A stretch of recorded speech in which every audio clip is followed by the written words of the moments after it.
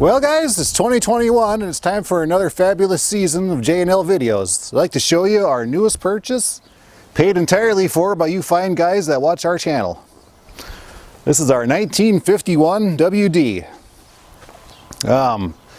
Doesn't run just yet. We found it on Facebook Marketplace in Glencoe, which isn't too far away. It was actually sold new at Lano Equipment in Norwood, which is actually still in business today. That's pretty cool.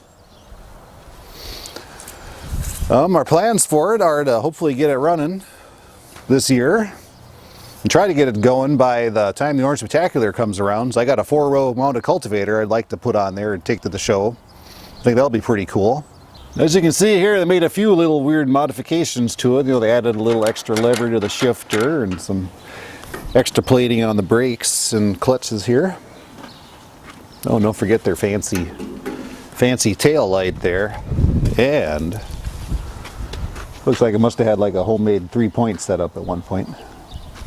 We've been putzing with it, so it has our little cheater gas tank on there and had a starting heater at one point. And we know it did run back in October of 1997. Well, I think this is pretty sweet. You know, we're going to have a lot of fun with this. Got a lot of stuff planned to do with it. You know, honestly, it's going to be pretty hard to top this. Yeah? If you think this is sweet, I got something to show you. Follow me. That's a long walk. Well, here it is. This is my brand new to me Allis Chalmers WD articulated 4-wheel drive.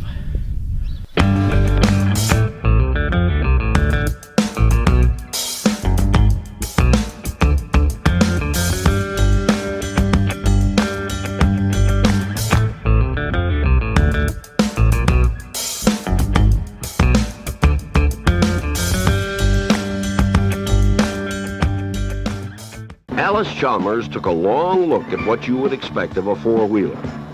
Capabilities like plenty of power to handle big implements, adaptability to row crops and PTO work, 3-point hitch for mounted and semi-mounted implements. You'd expect good long life with high availability. You'd prefer to enjoy running it, going first class, that is. And with the cost of money being what it is, you'd insist on a good investment.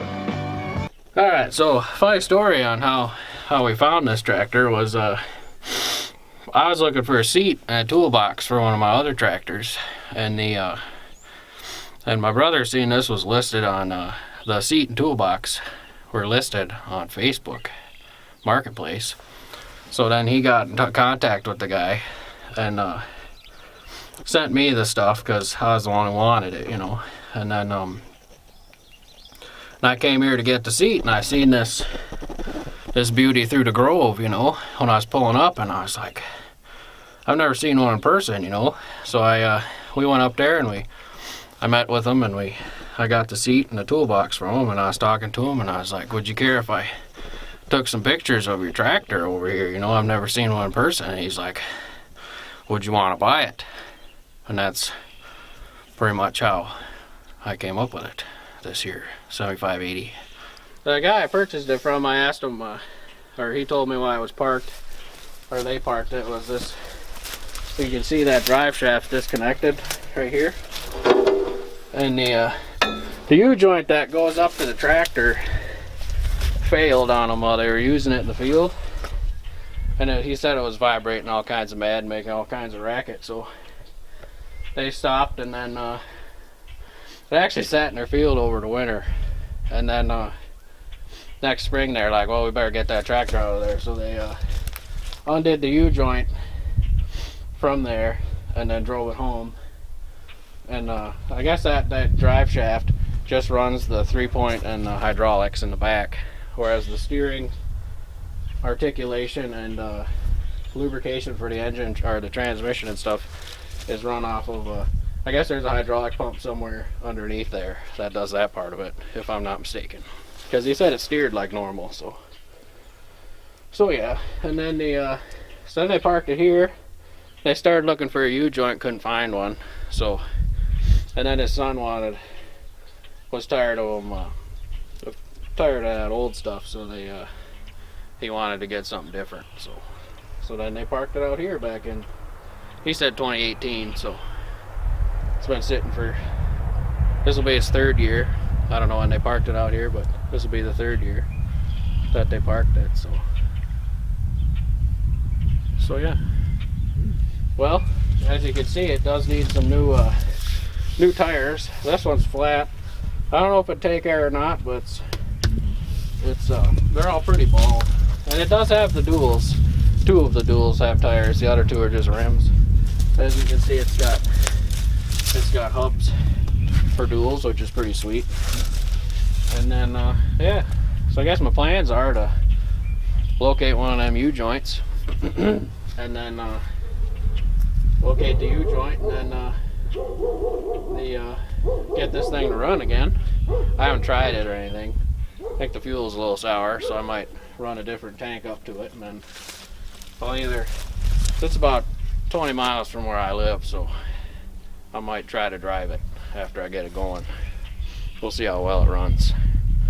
But oh, another thing, when they were using it, the engine actually blew up, or didn't blow up, or failed, or whatever. But so that's actually an 8070 motor, because I had to make some clearance for that fuel filter, I noticed in there. And then that casting date there says 1979, but if you go on the other side, I think it says 1983. So it's got a newer power plant than it would have had, because according to the serial number, this is supposed to be 1979. So yeah, I think it's pretty sweet. I hope you guys like it. Well, getting this stuff's kind of neat, like this newer stuff. But it's kind of sad at the same time, you know, because like this is like just, well, you know, like one series from the end. You know what I mean? And then it's like with a WD, when you buy a WD or WC, it's like the hope's still there, because they're, you know, business was booming, as they say at that time. You know, I don't know. So it's kind of depressing when you think about it that way. But the other way though, this is like one of the biggest, best things they made. You know what I mean? So it's kind of bittersweet, I guess is what I'm saying. This is the first introductory video of hopefully a series of videos of us working on this and getting this thing ready to roll again. We'll see you again soon.